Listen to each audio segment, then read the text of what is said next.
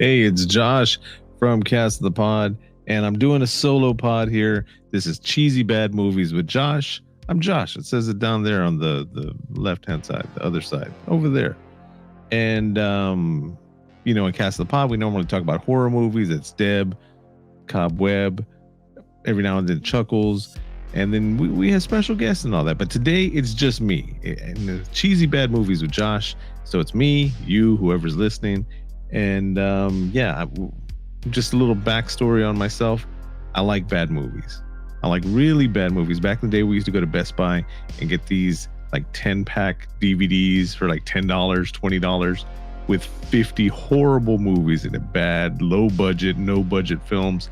And I'm not talking trash either, because Deb and I used to have a public access TV show back in the day before social media became what it is.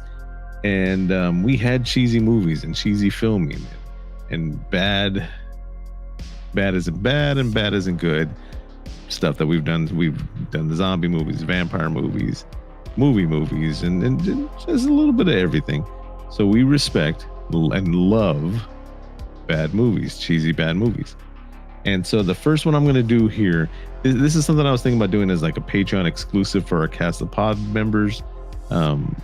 Club 3P, big shout out to them.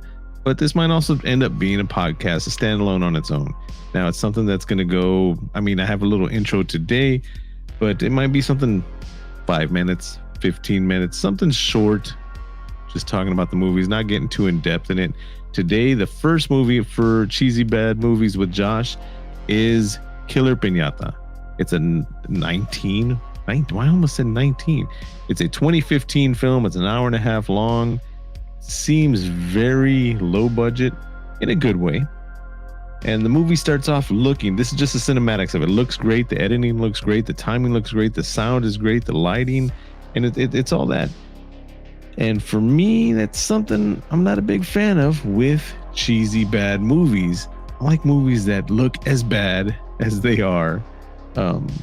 If they look good, then they have to have good acting, good sound. And this movie goes straight into, not to be that picky, but hey, this is my podcast. When the two guys are walking down the street, and it's all straight up ADR. There's no background sound or anything like that. It's just very clear audio as they're talking about what they're going to get the girls to do. Do you think she's into chicks? So that's something that that's what it is. The movie starts off, they're in the piñata store. Somebody gets killed in the piñata store. The tia, the aunt, the shopkeeper, who's the star, or not the star, but the highlight of the movie for me, shows up, finds a piñata store worker there, spelling out piñata in blood. And then there's the rainbow, Fortnite-looking donkey burro piñata that's there. And the movie starts. Oh, the tia also has a hook hand. Movie starts. The cousin, the primo, accidentally sells the piñata away, even though it says "do not sell," CELL. Yeah, it's got some cheesy bad like that. And so it's the main characters. It's a girl and then her friend. So two girls there. And the friend happens to bring her annoying, nerdy cousin. And then there's the first girl's, I think her last name was Goodman. She is Lindsay. Lindsay's boyfriend shows up with his friend to hook up with Lindsay's friend. And the buildup for the movie is that Lindsay's boyfriend is not getting what he's looking for physically from Lindsay, because they're taking a dick vacation. Dick breakup, not my words, their words in the movie. And so he's going through a dry run there, and the whole movie is just so the two friends end up knocking on that door together. And so there's a scene for that. And then a scene where Billy Chingari Scott, who's the boyfriend of Lindsay, turns around and the piñata is there, and it's an actual piñata, and it looks cool when the piñata is moving around, and you can tell that they just grabbed the legs of it and they're moving all stiffly and all that, but then they also broke it, and then there's like a puppeteer to it, which looks kind of cool. So he turns around, this is at the end of the movie, and it bites him right in the junk, tears through his jeans, pulls his junk out. You see prosthetic junk, and the piñata goes to town on it. Yeah. And he's all happy, and he's like, haha, and he turns around, he looks at Lindsay, and he's like, finally. And then the piñata bites it off. Yeah, that's what we're dealing with here in Killer Piñata. And you can tell there's some film students going on here, or somebody who's been doing their homework and studying, and they tried to. They should have just went bad with it. If you're going to be this bad, and it's going to be, this is just my opinion, my humble opinion.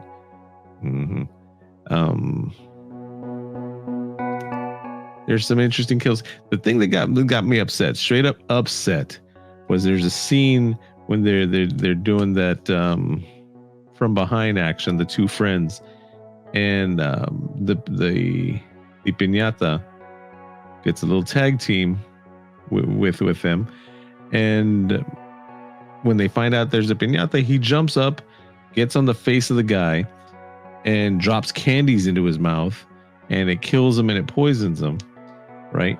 And before he dies, the friend starts throwing up all over the place. Chad, his name is Chad. Chad starts throwing up all over the place, and they time it with Carmina Briana, O Fortuna. And I mean, that being one of my favorite songs, and the editing with it, and it was just puking up oatmeal or something like that. It wasn't I would have used a different song, but that's just me. That is just me. That upset me a little bit there.